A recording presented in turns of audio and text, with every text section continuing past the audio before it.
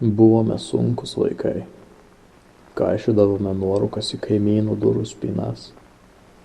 Jie pyko ir skundėsi mūsų tėvams, bet pastarieji nemušė. Mylėjome savo tėvus. Iki pat netekties galvojome, kad nusižudysime vos jiems mirus, todėl jautėmės ramus, nors laikini. Kiekvienas augintas šliužas ar vėdarėlis buvo gražus ir kvepėjo skaniai. Kiek paaugę užsinorėjome išgerti ir parūkyti. Gal per greitai į tai įnikome, bet niekas nebūtų įstengęs nuvesti mūsų į pražūtį. Pats Dievas greičiausiai nedrįso. O gal mėgo tos jaunus išdidžius protus, žavėjosi jais ir norėjo pamatyti, kas bus toliau.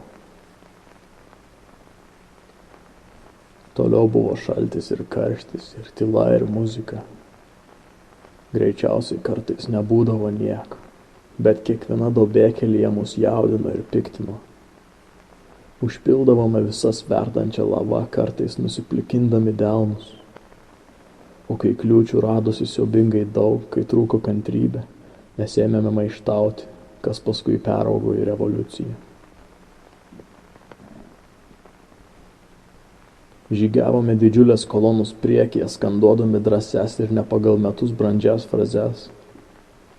Kol visos problemos išsisprendė ir staiga pajutome, kad senstame.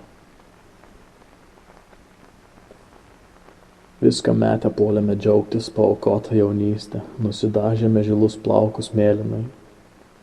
Tada vieni kitiems buvome gražus ir šaunus. Tai bėgo dienos, o mūsų pasitikėjimas savimi ir tauta neblėso. Kol vieną gražų pavasario, tokio šilto ir gyvo metų laiko rytą, prie manęs žaisdamas pribėgo ūgtelėjęs sūnus. Pasižiūrėjo keistai didelėmis drėgnomis akimis lygiose lytų ir tarė: "Tėti, man nepatinka čia gyventi."